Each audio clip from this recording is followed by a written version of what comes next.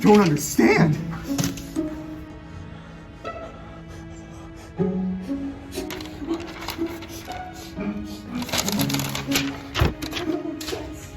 This doesn't make sense. How? There's no way. This doesn't make sense. The Vipers winning? Shutting up? This doesn't make sense. How do they do it? How do they do it? This doesn't... Stable, this doesn't make... Hey man, you probably just need some sleep. Sleep? I don't need sleep. I need answers.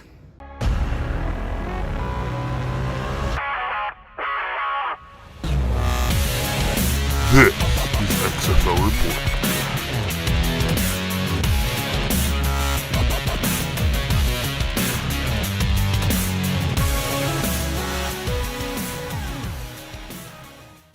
Welcome back, ladies and gentlemen, to the 4th episode of the best football show of the new generation. This is the XFL Report. That's right, Tyler. We are back after another exciting week of XFL-ing. We are outside right now in FedEx Field, home to those terrible Redskins, I might like to add. And man, what a week has it been for week 4. I mean, you had big oofs, big spectacular plays, and I mean, I'm just saying, an upset? What? An upset is underlined. We can't spoil because it's the last game, but if you watch the XFL, you know. But no more dilly-dallying. Let's dive right into it. We kick it off with the LA Wildcats and the Guardians. Guardians looking a bit shaky, 1-2, not good. Lost 2 in a row. We're riding high on a big win last week against the DC Defenders. The Cats, morale, as some people would say, are absolutely killing it with their first win. So obviously the momentum's from their side, but man, did those Guardians actually prove them wrong. New York being led by not their old former quarterback McGloin, who's blaming usually the offensive team and the coach, but this time Perez, who absolutely proved that, hey, I deserve that starting shot, and then beat the Wildcats to final score 17-14 in a very close, tight game. Absolutely. I thought this game was going to be the first game of overtime, but a field goal came in and won it. And I got to say, Perez coming in off of, I think he went to Texas High, coming in, showing why not only does he deserve to lead the team, because he stepped into a leader role that needed to be fulfilled and done his job, he also rallied the troops and actually got the win. But with that said, it was 100% a kicker's game. It came down to 2 field goals, Wildcats miss, Guardians made it, and that was a game, set, match. I mean, I agree, but you can't discredit LA's quarterback, because he did a lot for them. I know he threw a pick, but that's okay. A passing rating of 94.3 is always good. 2 touchdowns, 320 yards, pretty good. No, sorry, 325 yards with a 63 passing completion. You can't blame the quarterback. Like you said, the kicker did not come through, missing it. Don't worry, the Guardians showing why. If you give us a chance to win, we ain't missing. And guess what? They proved it this week. Exactly. Now as we move on, we got to talk about this nail-biter of a game. Another very close game. These close games these week, except for one of the later ones, but the Seattle Dragons taking the Battlehawks. The Seattle Dragons, man, they were coming into this league very hyped. And I mean, I have seen nothing but disappointment. 1-2 currently on the season, and the Battlehawks, once again, showing why St. Louis deserves that football team, absolutely beating them. But like I said, it was a nail-biter. It was pretty good. You got to give credit to the Battlehawks quarterback, Tua, who absolutely dominated this game with over 100 passing rating, which is really good. I know he only got 1 touchdown, but 264 yards with a 74% completion. I mean, this guy, he's not throwing a lot of touchdowns, but trust me, he's always up high in the completion percentage. That, and he's getting the ball downfield, which is is what you need. And then also, I gotta say, Seattle, man, they just can't get it done. They go into the half leading every single game, and they just blow it. Someone's got to tell them this is a 60-minute game, not 40. Exactly, and it's just it's a shame to see, but it's always hard going into St. Louis's home and winning because their fans are diehard fans. Absolutely, one of the most craziest fans in the XFL, arguably. I mean, if we had Fan of the Week, we'd give it to them every week. That's how good they are. Like I said last week, it looks like they've been in the XFL forever, when really it's only the first year. I mean, they were having a bit of switch up in quarterbacks. Silvers coming in, and then Daniels as well. I mean, I don't know what they're doing there in Seattle. They, like you said, come in the half with a lead, and they just end up blowing it. It's like they don't realize there's a full 60 minutes. They play like around 30, 40, and they just give up. And that's never good, because you need to be a winning team. You need to play a full 60. Well, while watching Seattle, what I've noticed is that when it comes into the fourth quarter, they always try to hurry it up. So I'm guessing fatigue is always a factor in those It games. has to be, because you're considering the fact that if you're hurrying up plays when you're just either winning or losing, it doesn't matter. If you're winning, you want to kill clock. You want to kill clock. That's what you do in football. If you're winning, you go You run the 2-minute ball. whirl, you run that ball. Unless you're Shanahan. No, and then you just don't know what to do. But that's the difference. Maybe Shanahan's coaching this team. I don't Maybe, know. Maybe it's his son. yeah. Maybe his brother. I don't know. But someone's coaching this team, and it's not doing pretty good. Because, I mean, you keep on choking leads like this. Man, you're turning like the Toronto Maple Leafs out there, blowing 3-1 leads and stuff like that. But, I mean, come on. Seattle, man, get your act together. This is a real game. You could be a good team if you didn't blow the lead. They could be undefeated. They would be undefeated if they didn't just choke. But you always need those chokers. Moving on. Next. I mean, I cannot discriminate against this game. The Battle of Texas, as I will call it. The Battle of the States. We got Dallas taking on Houston. The Roughnecks taking on the Renegades. They always say everything's bigger in Texas, and man, let me tell you, this game was huge. Oh, it was absolutely amazing. First ever Battle of Texas game. And you know what? Like SpongeBob. Hey, Patrick, what am I now? Stupid? No, I'm Texas. What's the difference?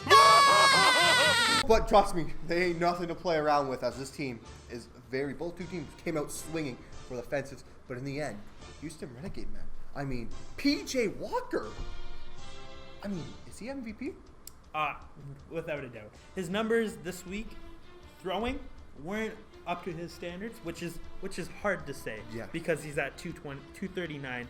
But what he did with rushing and just getting down the field is just, you need a leader, and he is a perfect example of that. But I mean, Jones, man, on the other team for the Renegades, went through Landry something Jones. very, very gruesome injury. We'll talk about that later in the injury report. But I mean, despite the injury, you can't go around throwing 3 interceptions like that. All in the first quarter. It's not good. I mean, you got a touchdown, but you can only do so much. I can't even blame Nelson. No. Came in 4 minutes left, couldn't get the job done, and that's on them.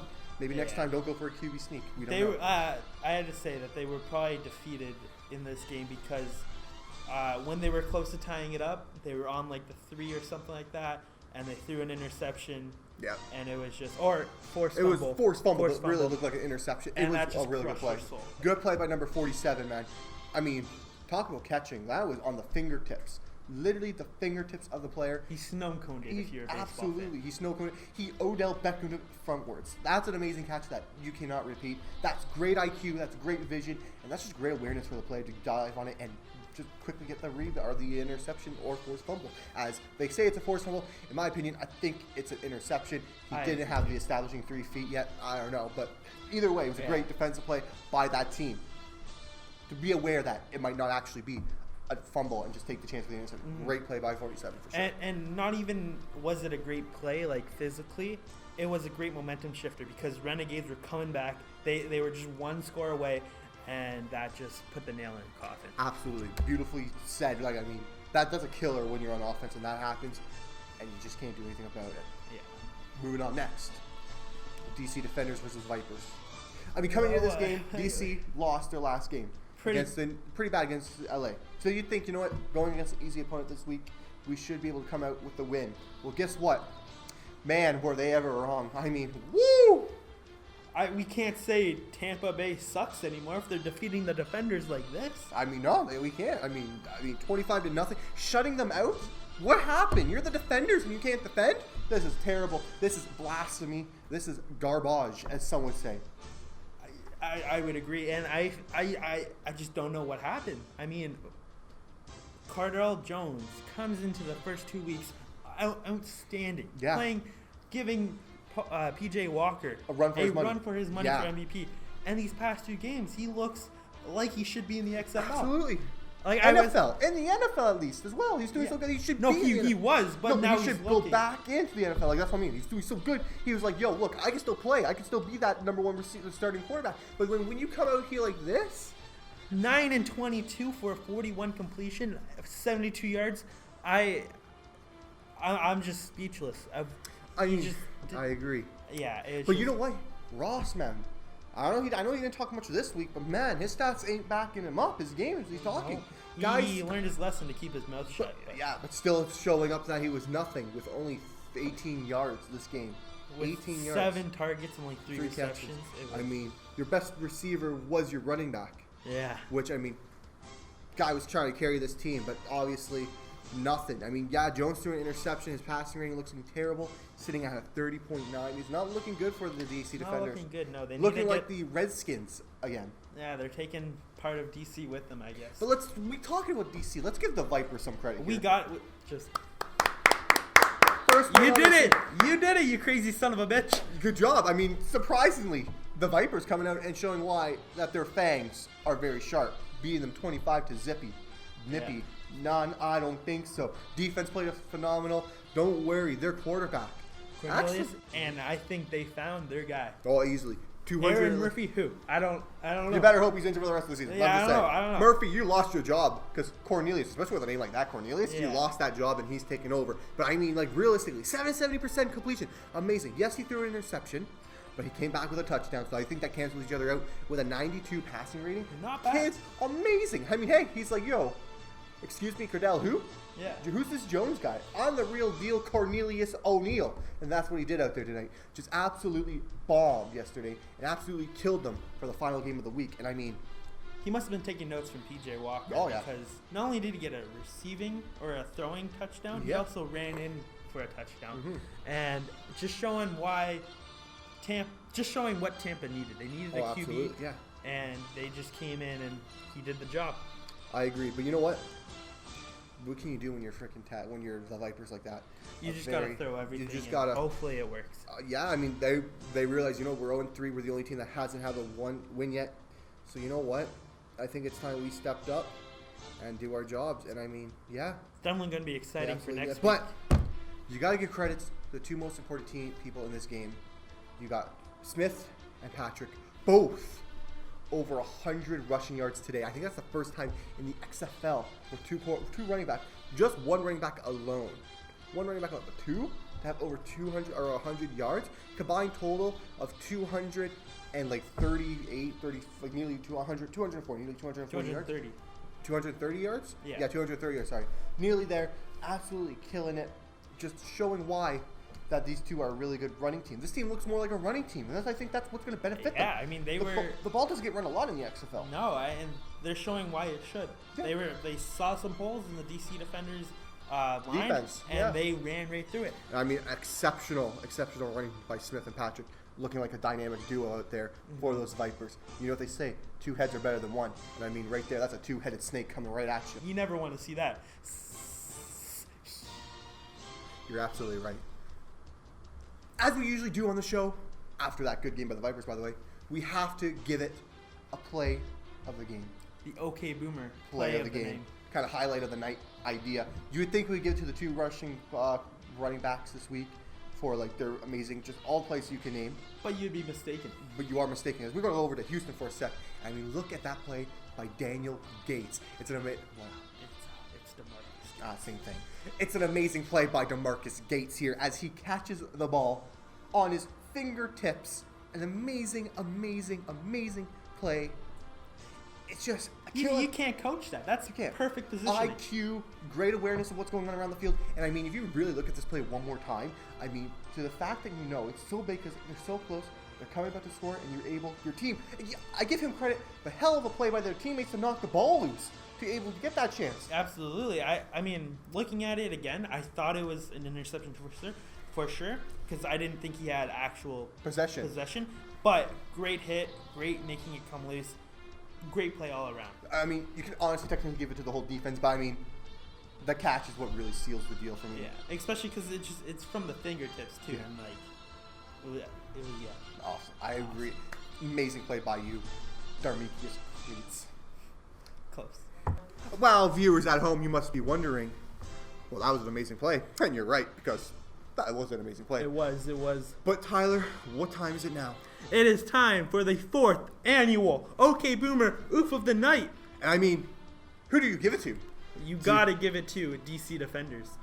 I mean, losing to Tampa Bay, losing to the laughingstock of the league, that is just bad. But if we have to pick a specific play, you gotta go with this interception from Cardell Jones, or any play that involved Cardell Jones, because he just sucked. He looked like a running hot mess out there. He did not know where he was. He looked like a head He looked like a chicken with his head cut off, running in the kitchen. I don't know what was he thinking there. He must have got tips down in Tampa. He must have got tips from Winston, Yeah. throwing it to the other team. He heard Philip Rivers was coming. He's like, "No, I'll show you how a bad quarterback throws the ball." Guy played absolutely terrible. Guy could not do anything good for the team. Kind of cost his team the game. But man, I'm not disgrading Tampa at all. I know they got to win. Good job. But I mean, come on. Tampa's not the greatest team. And not even scoring?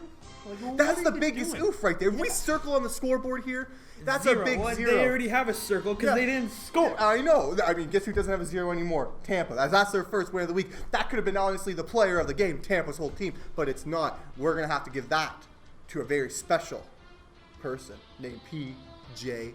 Walker. Now, we could have picked PJ Walker every week before, but we didn't. We wanted to see who else because obviously he's the star of the league. He's the face of the league. He's now. the Patrick Mahomes of the league. He's the Patrick Mahomes. He's the most athletic person on the field at Yeah. any time.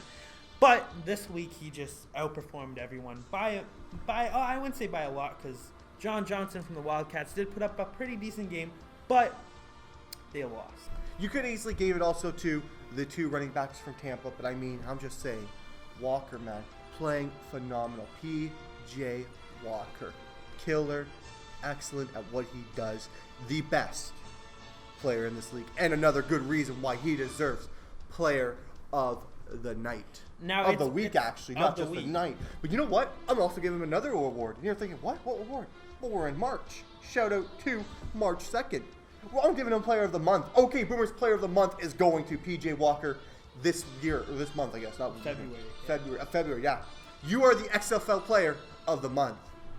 Good job, my guy. And I think he's going to get all of the player of the month until April because I know it's still early.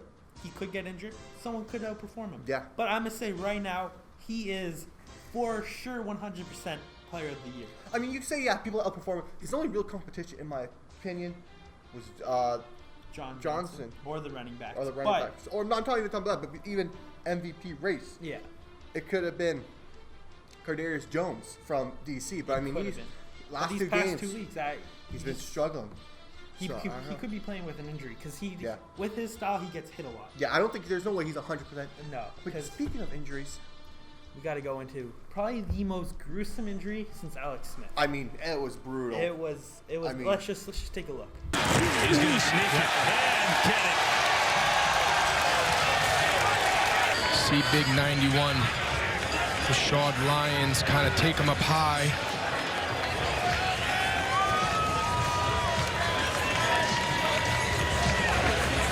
It's just in a pile. Yeah. I have a feeling it's coming up right. Yeah. Oh my God! What the was that? Son of a!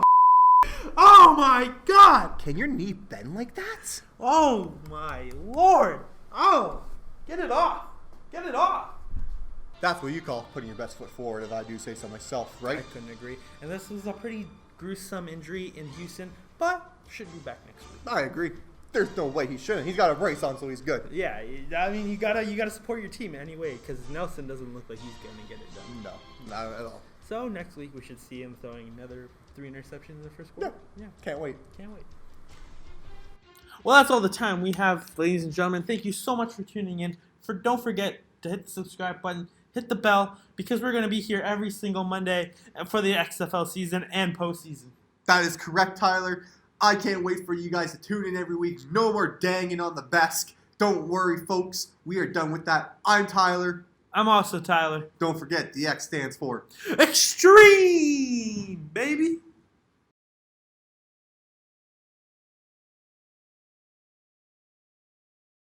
Did you like that? I said the best danging.